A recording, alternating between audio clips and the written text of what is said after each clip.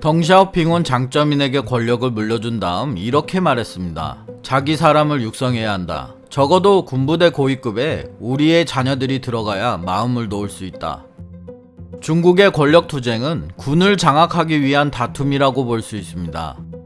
시진핑이 차기 최고 지도자로 결정된 후에 갑자기 잠적을 한 적이 있습니다. 이에 대해 후진타오가 중앙군사위 주석을 유임하기로 결정하고 시진핑의 측근인 태자당 장군들의 중앙군사위 진입을 반대하자 시진핑이 화를 내고 잠적했다라는 이야기가 있습니다. 그만큼 중국 최고 권력자 사이에서 군을 장악하기 위한 심각한 갈등이 항상 벌어지고 있는 것입니다. 일단 중국의 인민해방군은 국군이 아닙니다. 정치를 위에 두는 공산당의 군대입니다. 마오쩌둥은 1938년 당이 총을 지휘한다. 총이 당을 지휘하는 것을 결코 허용하지 않는다. 라는 원칙을 세웠습니다. 중국 인민해방군은 한때 산하의 15만 개 이상의 군사기업을 보유한 공룡 조직이었습니다. 인공위성에서 호텔업까지 손을 뻗치지 않은 분야가 없었습니다. 당이 총을 지배한다고 말을 하고 있지만 사실상 군부의 힘은 막강하고 중국의 문민 통제는 형식일 뿐 권력의 상당 부분을 군이 지배하고 있다. 군이 수많은 기업을 보유하고 그 수익을 국방 예산으로 사용하고 있는 것은 군이 또 다른 별개의 정부임을 말해주고 있다.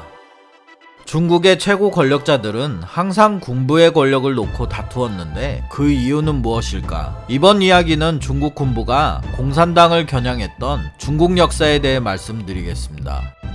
중국 현대사에서 권력을 가장 잘 이용했던 마오쩌둥은 권력은 총구에서 나온다 라고 말할 만큼 군부를 중요시했습니다. 마오쩌둥이 1966년에 일으킨 문화대혁명의 도화선은 인민해방군의 정치 개입이었습니다. 그리고 그 주역은 국방부장 린비아오였습니다. 린비아오는 류샤오치 국가주석의 권력을 탈취했는데 형식은 중앙위원회 전체회의를 빌렸지만 본질은 군부의 쿠데타입니다. 린비아오는 전체회의에서 국가주석이었던 류샤오치를 몰락시키고 마오쩌둥에 이어 권력서열 2위에 올랐습니다. 그 다음 린비아오는 수족을 동원해 허룽 중앙군사위 부주석의 약점을 캐내어 허룽까지 실각하게 만들었습니다. 물론 이 모든 건 마오쩌둥의 계획이었습니다. 천하의 대란은 천하를 다스리는데 이르는 길이다. 내 친구의 말은 중앙이 발동하고 내가 동의하기를 요구한다. 그는 정변 문제를 말했다. 라고 말하며 린비아오 쿠데타에 동의했습니다. 린비아오는 그렇게 마오쩌둥의 친밀한 전우라는 호칭으로 불리게 됩니다. 이 호칭은 마오쩌둥의 공식 후계자를 지칭하는 것이었습니다. 린비아오는 마오쩌둥의 한마디는 다른 사람의 말 1000마디와 같다라며 아첨의 극치를 보여줍니다. 하지만 린비아오가 몰랐던 사실이 있었는데 마오쩌둥의 가장 큰 기술은 절대 2인자에게 자신을 상대할 만한 권력을 주지 않는 것이었습니다.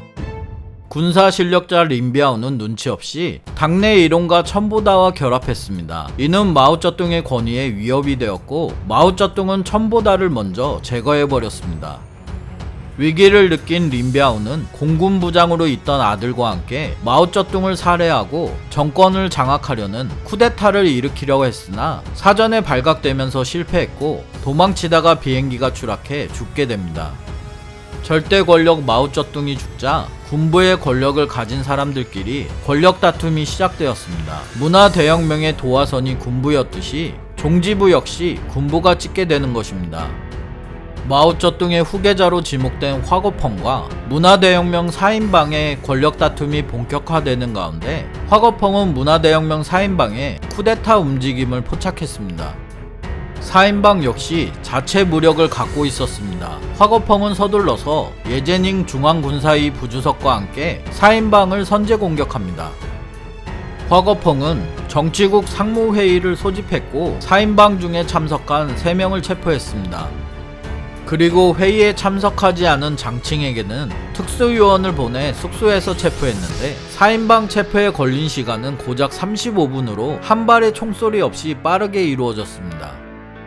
같은 시간 예제닝은 특수부대를 보내 중앙 언론사들을 장악해 4인방의 추종자들이 모두 체포될 때까지 언론은 어떤 뉴스도 내놓지 못하게 만들었습니다.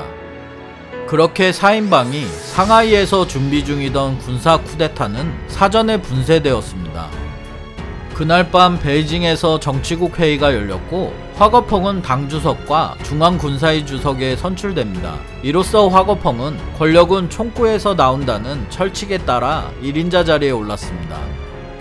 하지만 화거펑의 1인자 자리는 오래가지 못했습니다. 공산당에는 화거펑보다 뛰어난 덩샤오핑이 있었기 때문입니다. 나중에 덩샤오핑이 화거펑을 실각시키고 권좌에 오른 것 역시 군부의 힘이었습니다.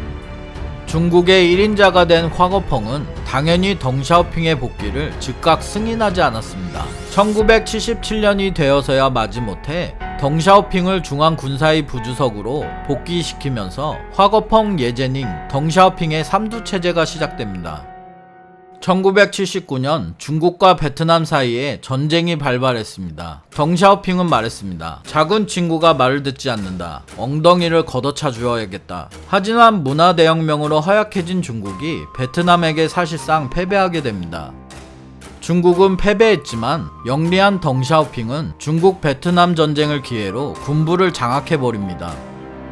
덩샤오핑은 1980년 왕둥싱 중앙부주석을 비롯해 화거펑 직계 세력을 사직시키며 손발을 잘라버렸습니다. 그리고 자신의 세력인 후야오방과 좌우쯔양을 정치국 상무위원에 올립니다.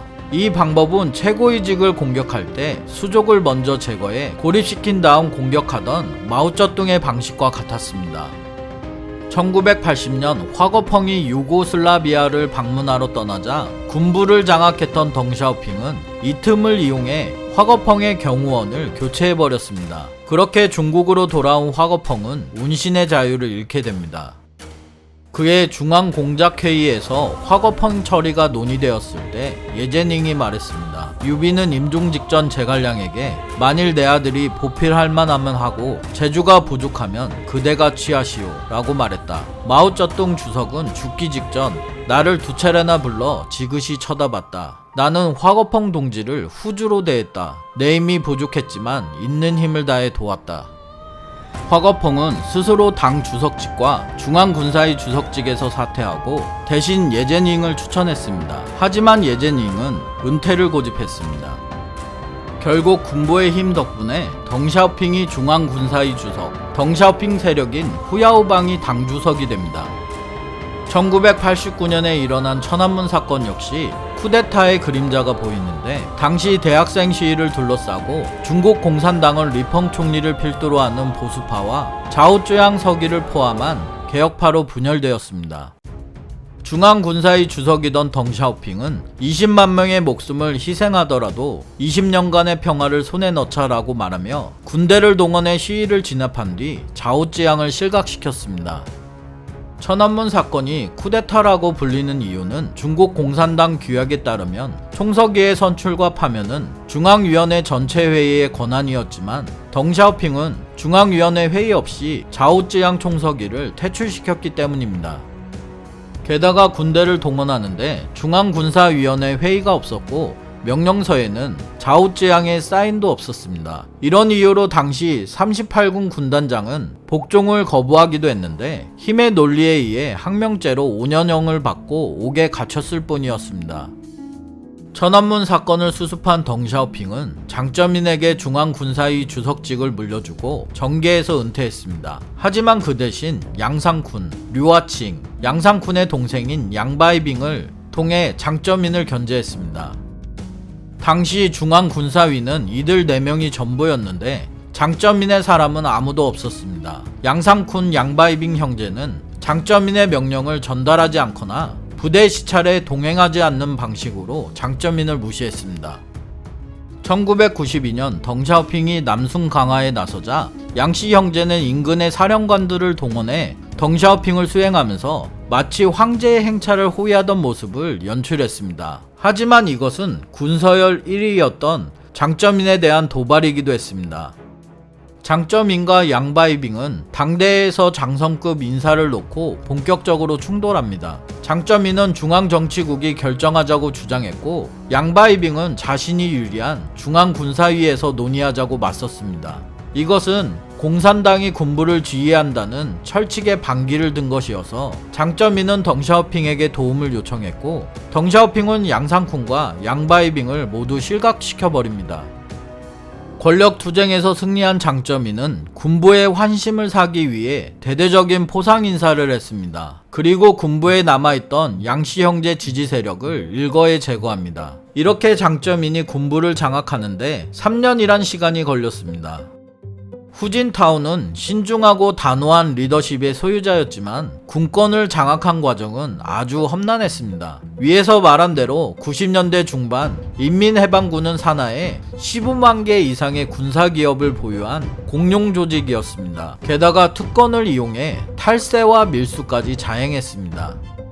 1998년 장점인은 골칫덩어리였던 군부의 비즈니스 활동을 금지하기로 결심했습니다. 하지만 자신의 손에 피를 묻히기 싫었던 장점인은 군부의 돈줄을 끊는 역할을 후진타오에게 맡겼습니다. 당연히 군부는 강하게 반발했는데 영리했던 후진타오는 당근과 채찍을 교묘히 사용하면서 성공적으로 임무를 완수하긴 했습니다.